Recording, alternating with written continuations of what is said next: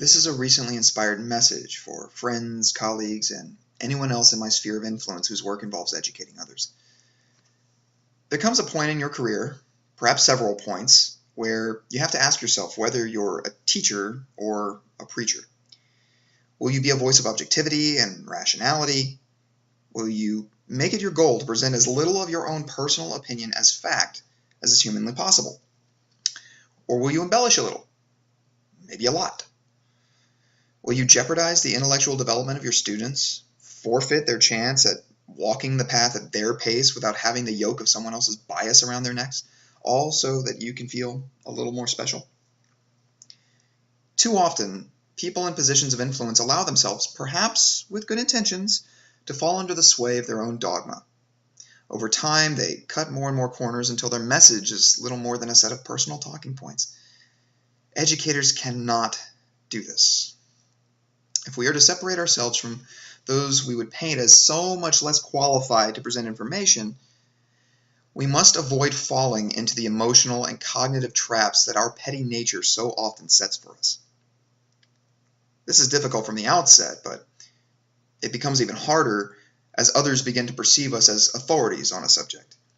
Work in an industry long enough, teach something long enough, investigate a subject for enough years, and you're bound to have someone, explicitly or implicitly, start to take your word as infallible. When I walk into a classroom, I try, though I don't always succeed, to keep myself mindful that I hold a position of delicate influence over my students. They sometimes call me an expert or speak with an assumption that whatever I tell them will be quote-unquote the truth. This prompts periodic discussions on why we should be cautious about calling any person an authority on anything. You see, authority is a word that carries a great deal of weight, and frankly, it's a weight that I don't want on my shoulders. I'm not God. I do not speak for God. My word is not law. I should hope that nobody ever, and I mean ever, takes what I say as some immutable dogma that cannot be questioned. I'm not delivering truth with a capital T from on high. I'm merely presenting information to the best of my ability. If I'm having a particularly good day, I might also give people a few interesting questions to ponder. It's up to them, unfortunately, to determine whether or not what I say is accurate. The same goes for anyone hearing this message right now. The irony is not lost on me, then, that to be as objective as possible, I have to allow others to perceive what I say as merely subjective. They may perform their due diligence and vet my claims as any claim should be vetted. If I wish to teach people to be better consumers of information, and indeed better thinkers in general, I have to give them the room to disagree with me and even to think that I'm a complete ignoramus. Now, I don't mean to make this any sort of elaborate manifesto.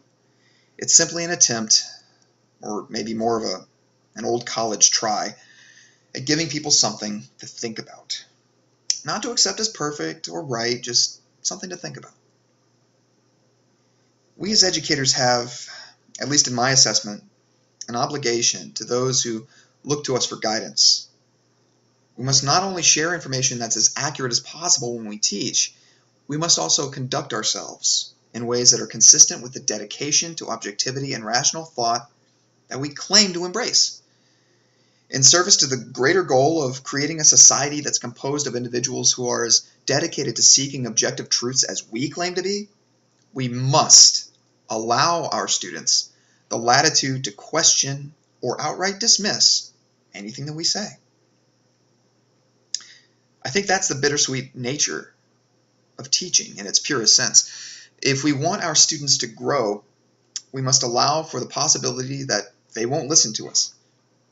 In fact, we must go beyond that. We have to make it clear to them that we are aware of how we might be mistaken. I submit that few things are more powerful to a student than hearing a teacher utter the phrase, "But I could be wrong." It's with such phrases that we best distance ourselves from those who would seek to control the thoughts of others. We most effectively teach our fellow human beings to resist others' attempts to dominate and indoctrinate them by showing that it's okay, even desirable, to doubt. because we are teachers, not preachers. Take care.